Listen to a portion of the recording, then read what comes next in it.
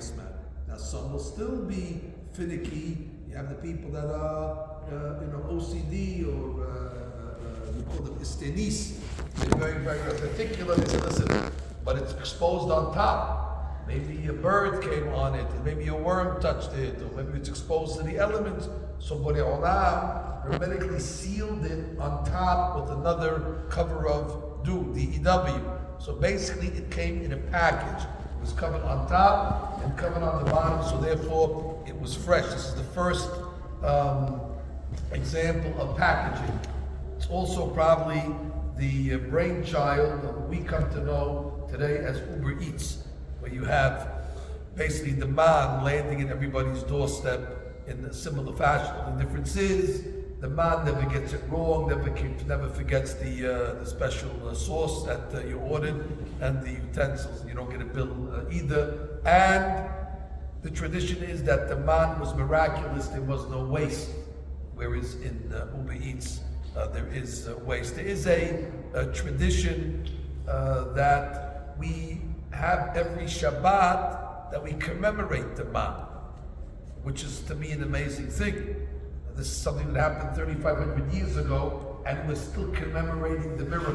Though today we have regular food, but at every meal we have to have 2 loaves of bread minimum, and we put a board underneath it to commemorate the mat that was underneath it, and we put a covering on top to commemorate the seal that's on top. And to me that seems that there is a reason that God wants us to connect the Shabbat and the man. There must be a connection every single Shabbat 3 times, mind you.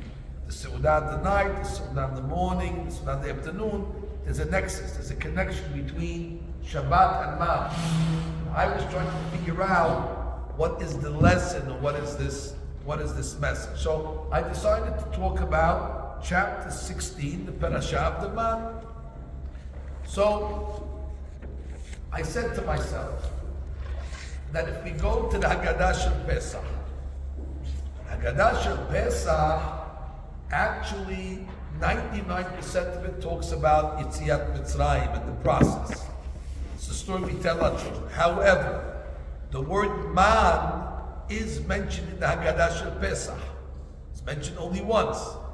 And that is mentioned in the famous song that we all love and anticipate, and that is Kama Ma'anot Tovot Lamma Kom Aleinu, or also known as AKA Dayen. And that's a highlight of the Haggadah, the song of Dayen.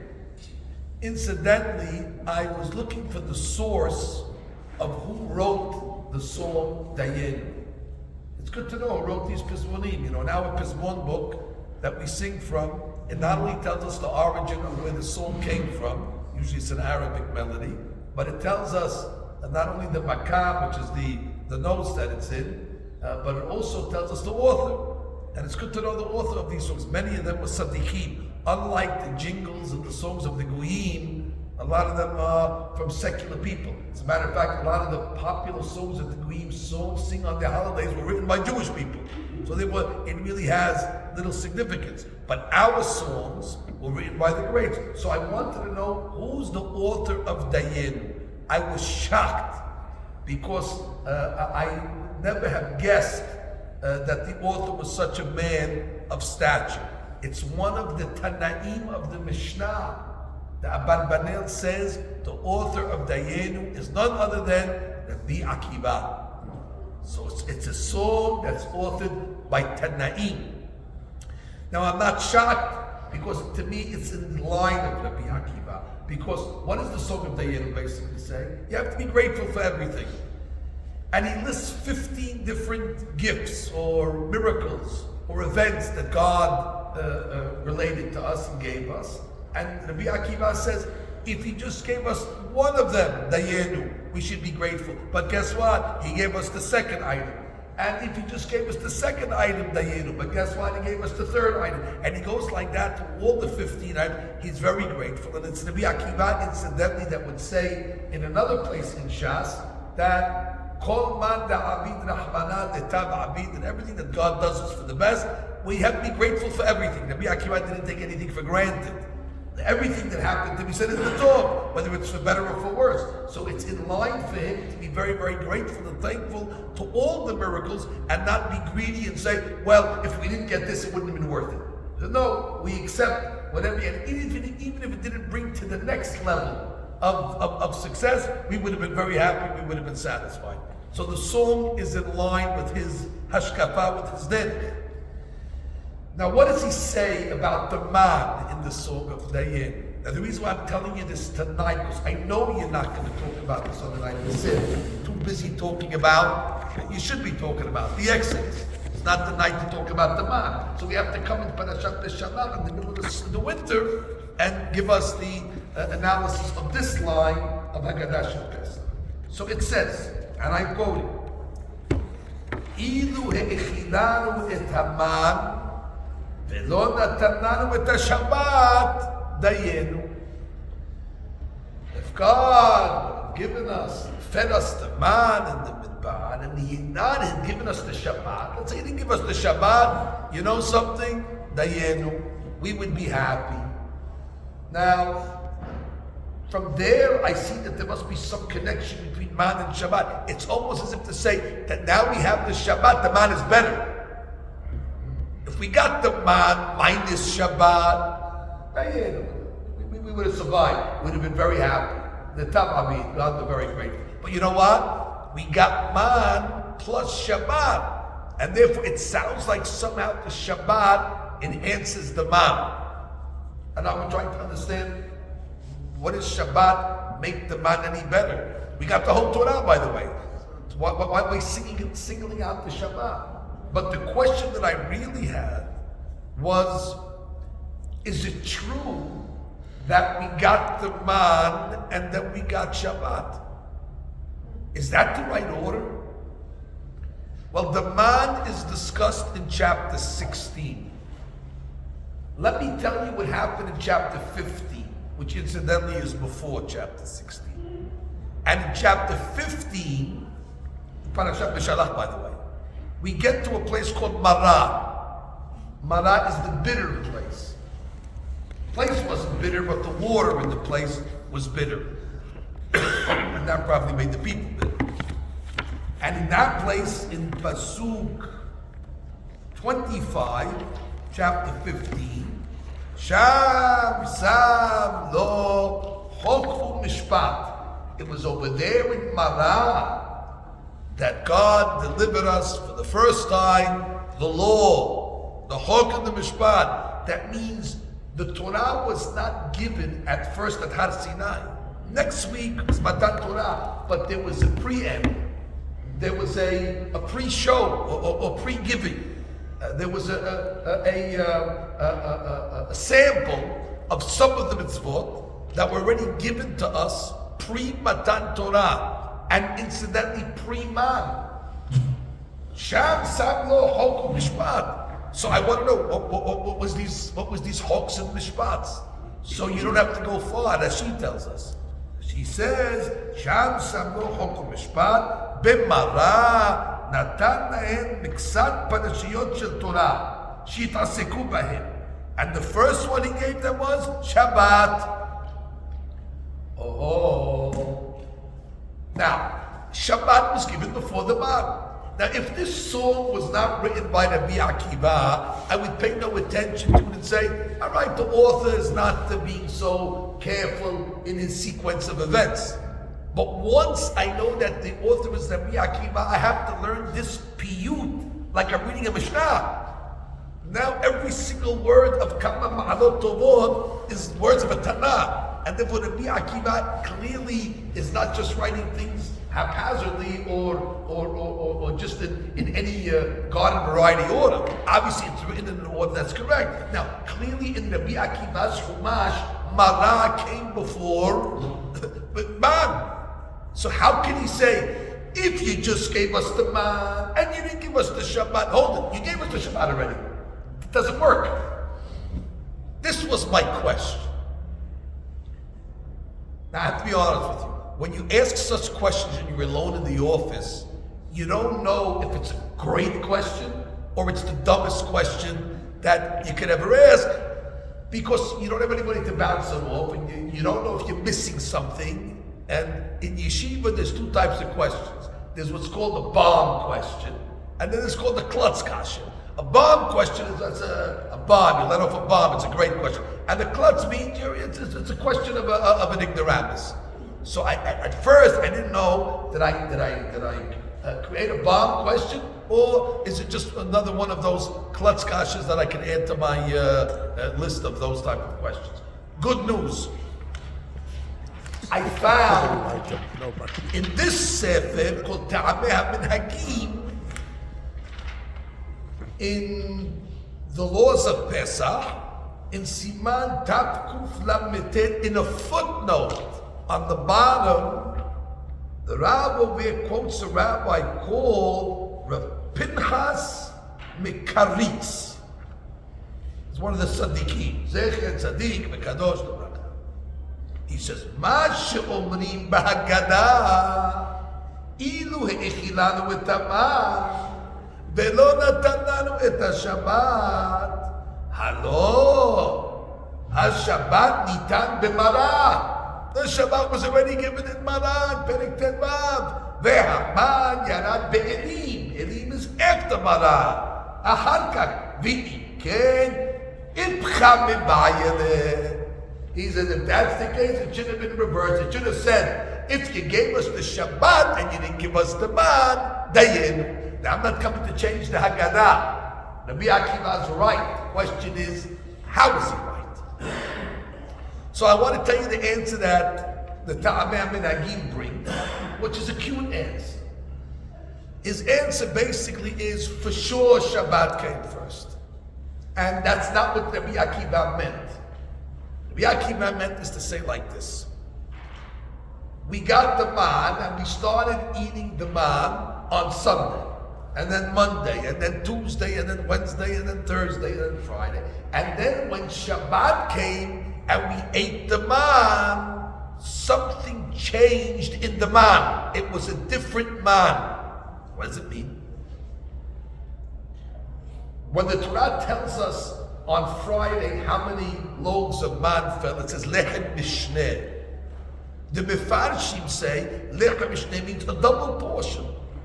But the Mefarshim say you could also read it lechem meshuneh. Lechem meshuneh means it's different. And from here we learn that the food that you eat on Shabbat should be different than the food that you eat during the week. It shouldn't be the same. As a matter of fact, the famous true legend of Rabbi Shimon Bar Yochai that lived in the cave right outside of Peki'in.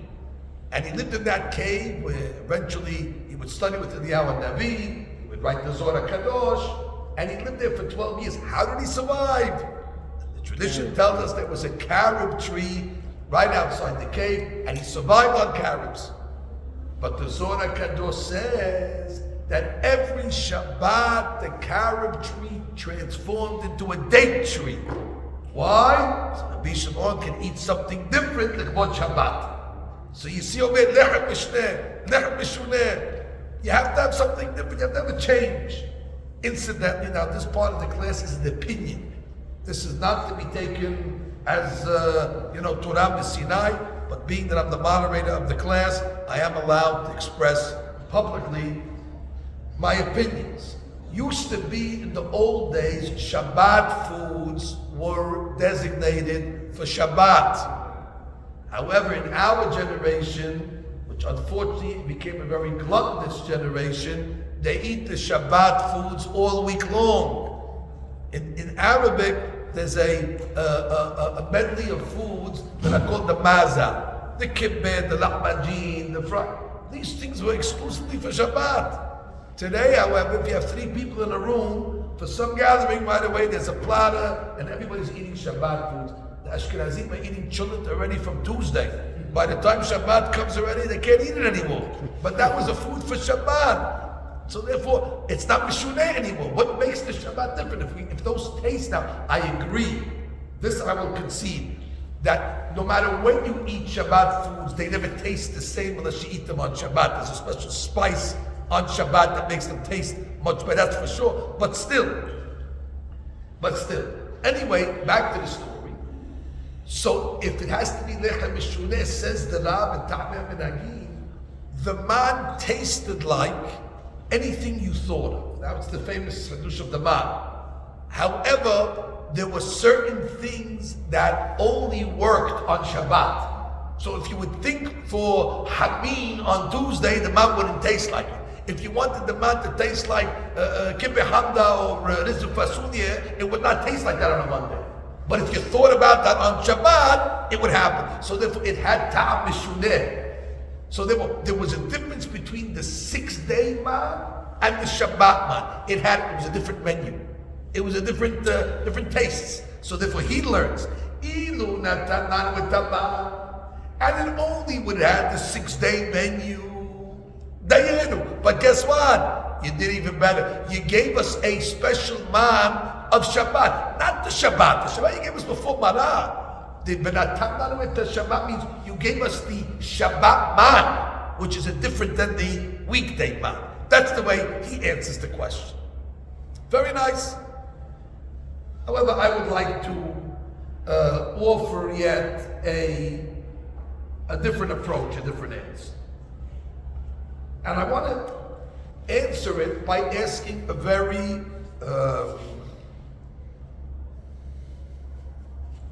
simple question that we might not ask ever because it's so simple and everybody thinks they know the answer, and it's a very disarming question.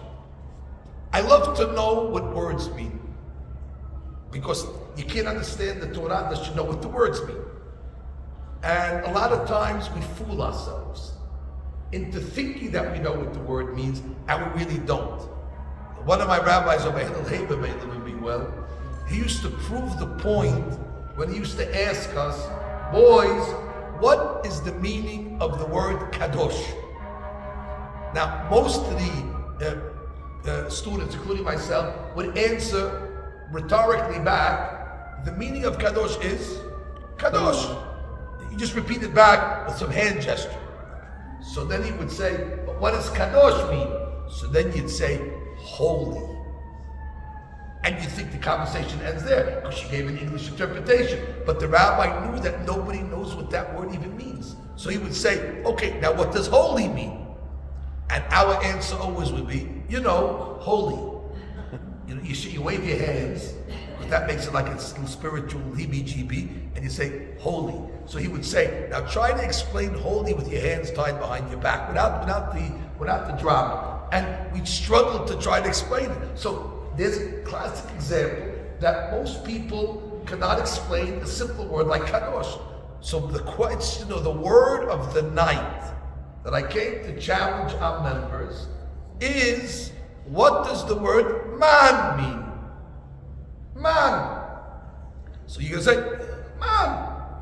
Say my kadosh, wave the hands. And then you're going to say what you think it is. Food, even though food really is ochel, this is man. What does it mean? And it's not such a big word. It's 2 letters. It's 1 syllable. So let's go to the pasuk and see if we have some guidance. I'm reading in pasuk Perek Tet Zayin, pasuk Tetvav, 16:15. Vayir'u b'nei Yisrael. So b'nei Yisrael see the man for the first time. That's not called man. They see this. I guess it's a UFO. It's something that falls down from the heaven. It's like a drone. It just lands on the ground, and they have no idea what it is. It's almost like the lunch at Lake Yeshiva, that the first week we were there, we had a very hard time identifying. One of the fellows told us it's a UFO, unidentified fried object.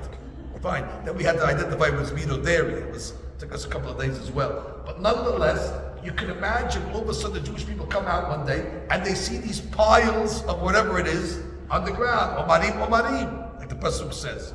So Vayir'u b'nei Yisrael, they see it. Vayomeru ish el achiv. So they turn to each other and they say, Manhu. It's the first time you see the word. They said this in conversation to each other. Manhu. And why did they call it or refer to it as man? The Pasuk says, Ki lo yade'u mahu. Interesting. So they didn't know what it was. Understanding, you never saw it before. So if you don't know what it is, so if you don't know mahu, so you call a lo yade'u mahu, you call it man. Okay, good. Now that I read that, what does man mean? Well, it's something that you call when you don't know what it is. So something that you cannot identify. So basically it sounds like from the Pasuk, man is our version of UFO. An unidentified flying object, actually. Well, let's go to the Rashba, one of the most important commentators on Chumash, the grandson of Rashi. Now, if you think Rashi explains Pshat, Rashbam is Pshat on steroids. That means a lot of what his grandfather will say, the Rashbam will say, no, that's not the Pshat, that's too much Dirash. And the Rashbam is very, very loyal to the text to a very, very, very high degree. Rashbam. I have his commentary in my Chumash. So he says a big hadush. He says, there are some words in the Torah that are not Hebrew.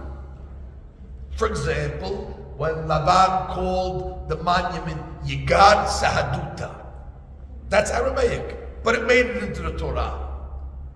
He says the word food from the holiday Purim. Now that's Haman talking. It says Hipil food. Now Haman calls a lottery a food. We call it a goral. But he says food is a Persian word. And we call the holiday Furi, that's actually a Persian name of a holiday. But Hamnesty Megillat explained it to us so we know what Puri means. Hu HaGoral, it's the holiday of lottery. So we have Persian words, we have Aramaic words, and now he says we have Arabic words in the Torah. So the Rashbam says he heard from, obviously he was an Ashkenazi, didn't have the language. Somebody must have told him, and he accepted it. And he's going to say, I'll tell it to you outside, then I'll read it inside. Now, if you know Arabic, you're going to have a question on the Rashbam. Hold your question. That'll be the Ibn Ezra's question. But this is what he says. He says, do you know how you say mahu in Arabic? Because that's what they named the man. They named the man, what is it? So, like, remember the candy bar, what you call it? So that's what they named the man, what you call it? It's a mahu. So how do you call something a mahu? So you say manhu. I read it inside. לפי שלא ידעו מהו, ואני אומר מנו, תרגומו של מי, ולפי שהוא לשון מצרי, it's Egyptian, ובאותו לשון היו נגידים, they used to speak that language, which came out of Egypt. שהוא כמו, and he gives examples, and therefore the Pasuk is telling us that later on, the Pasuk is going to clearly say that they would name this food man. Vayikreu bet Yisrael et shemo man. That's when they officially gave it the name. Here it's just conversation. Later on, they're going to officially name it man. So if you're not going to know this conversation, you won't know what man means later on. So that what says Rashbam, here's the conversation where the genesis of the name came. They were speaking to each other and they said Mahu. And in Arabic, the way you say Mahu is Menhu. And therefore they called it Man. The Ibn Ezra comes along and says, sorry to tell you, whoever taught the Rashbam Arabic doesn't know what he's talking about. Because Manu is used in Arabic when you're talking about a person. You say, Minu hada, who's this guy? Minu hada, who's the guy? But it's not referring to what is it. In Arabic, Mahuwa, you would say the same word, Mahu. You would say that it's almost the same way. So therefore, Ibn Ezra says, and I quote,